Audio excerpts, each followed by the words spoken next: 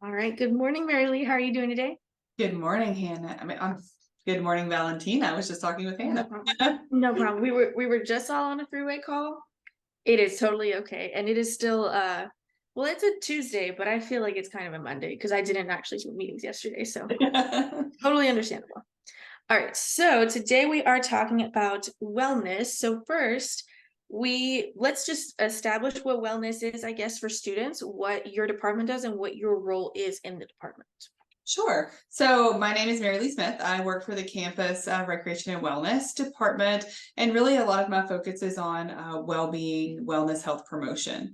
And so wellness is this really broad term, right? Like it encompasses so many different things. And so we've really tried to narrow that scope down to a well-being definition here in Campus Rec and Wellness to really focus on the things that are most prevalent to our students, those 8 dimensions of wellness, and looking at well-being as a more holistic approach to a student's health. Awesome. I feel like that's a really important distinction that wellness is a broad term that is used a lot, especially in higher education, but not always clearly defined. Yes. Um, so I want to talk to you about something you touched on, which I think you at least touched on, which is Live Well UNG. Can you talk about what that is? And when students see that on flyers or maybe on event posters, what does that mean? What should they know about it? Yeah, so Live Well UNG, we're really excited. It is a new concept for the University of North Georgia, really taking this well-being kind of concept university-wide. And the Live Well UNG is kind of like the forefront or the platform from which all of these messages for student well-being are going to come from. And so it's this comprehensive, holistic, preventative, service-based approach to students' well-being. And so Live Well UNG means that if you see something with that new logo on it, or those words on it, it means it's going to be something related back to your well-being. Awesome. And you guys actually have a not a slogan, but like a thing that y'all go by, which are the 8 dimensions of wellness. Can you touch on what that is and what students should know when they're looking at something that says wellness on it? What does the 8 dimensions mean? How does that fit into that? Yeah, so we kind of talked about defining well-being earlier. And so those 8 dimensions really define the scope, basically the scope of practice for well-being, right? The things that we're going to be talking about. So those things are the intellectual, financial, social, emotional, mental, physical, career, even spiritual well-being of students. And so those areas, if one thing is kind of deficient or off in a student's life, it can really throw the whole balance of their well-being off.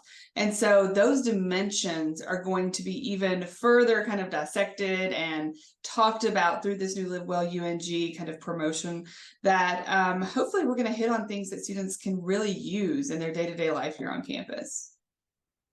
That's a great way to put it. And I do 100% agree. When one thing is off, it feels like your whole world is off as a student. But that's why it's important to get in touch with like all the resources that UNG has to offer so that you can balance it out. And it feels like a balancing thing because just when you think you have it all figured out, that's when one thing throws it all out of balance and you gotta, it's just a balancing act. It's just like life. I feel like student life eventually changes once you leave, but not really. It's just that's how life kind of is. I think Um, that's a great point because part of this message is that we're setting you up with skills, hopefully, that you're going to be able to use for the rest of your life because well-being will be part of the rest of your life, in some way, shape, or form. And it does change. You're absolutely right. yeah, I agree. Yeah.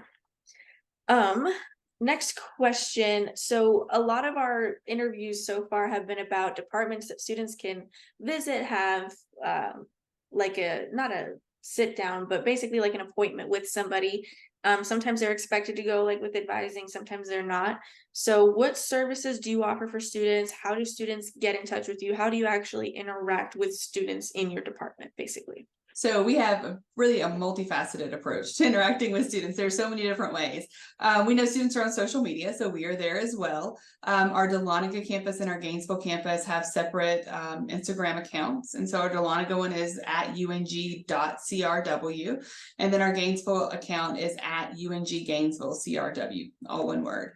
And so any events, any kind of promotional, informational, educational pieces that we have will be found on our Instagram. So it's a great place for students to start to follow, to see what's going on in our department. And then we have events and tabling and things where we're out on campus face to face with students.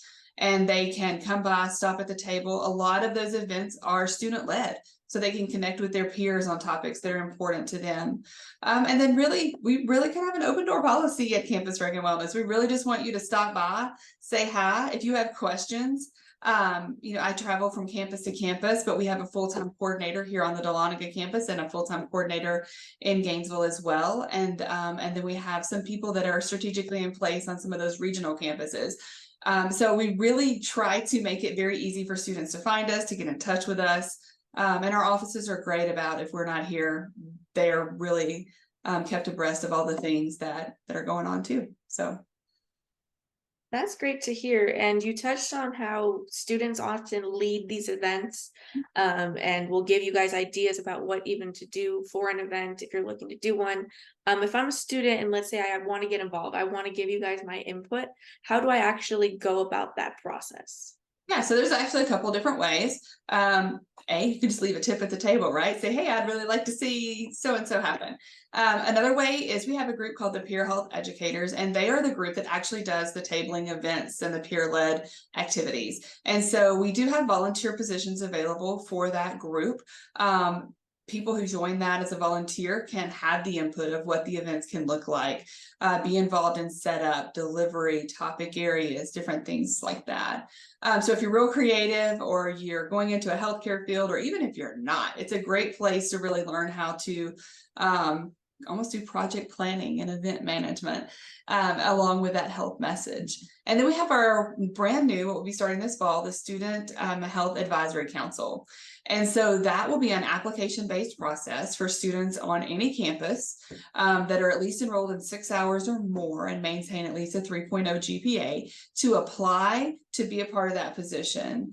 And that position is going to be more intentional about hearing what the priorities are for student health at UNG and be that conduit between students and administration to really say, we feel like this is important.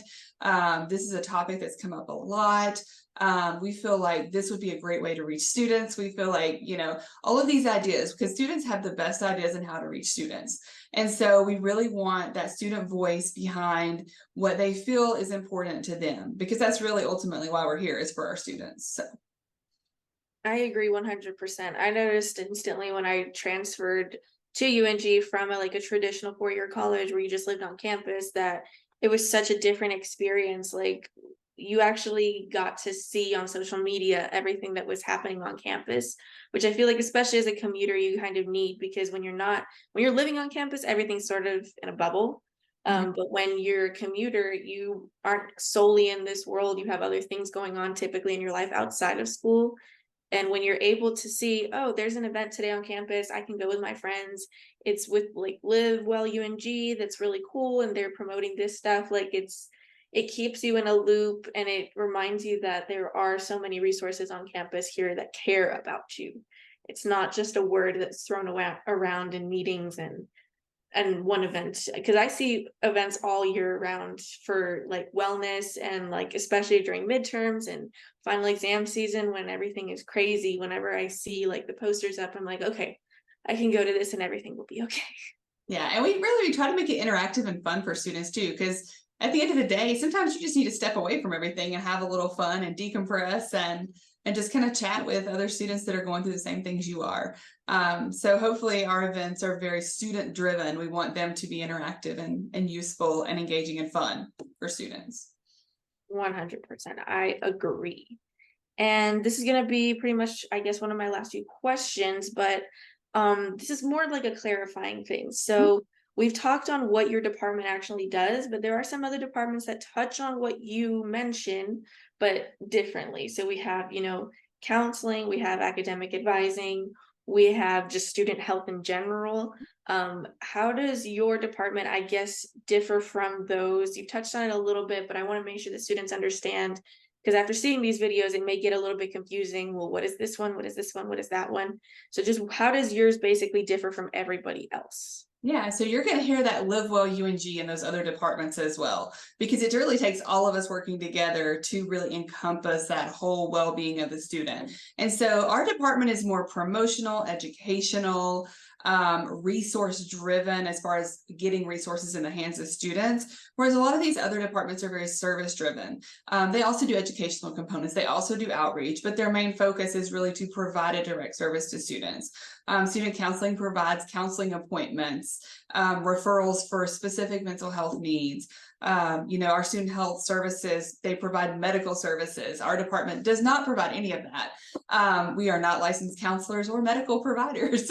But we can help get you there if you need some direction and guidance on how to get there. Awesome. Those are all my questions. Is there anything else that you want students to know before we hop off? Something we didn't touch on, something you want to elaborate on? Yeah, the only thing I can think of is we part of the Live Well initiative, we will have kind of a one-stop shop for students that will be web-based where they can go, and all of those 8 dimensions that we've talked about today are going to be on that website. And so then they can kind of dig down in those different dimensions and find resources that'll be helpful for them. Like on the financial well-being side, they may be able to look at what is a budget? What does a budget look like? What is the health of my finances right now? What are some other resources that I could reach out to improve that? How can financial aid work with me to make college less expensive? So all of those resources that are going to be hopefully practical and useful for our students, easy to find, easy to navigate, and all right there in kind of a one location for them to access. And that will be under the Dean of Students website under wellness. Awesome. Well, thank you so much for clarifying that. I want to thank you again for talking to me today. I'm hoping that students will kind of understand what your department is now, and that you guys are all friendly. That there's opportunities to reach out and say, hey, I want this event going on. So yeah. And there is a lawnmower in my background. If you hear that, I do apologize. There is nothing I can do about it. Hopefully you can still hear me. But yeah, again, I just want to thank you for your time, sharing that with students, sharing this information about you. Yeah, it was great talking to you. I genuinely enjoyed it. Absolutely. Thank you, Valentina, for asking all these questions. I hope students take advantage of the opportunities we have to offer.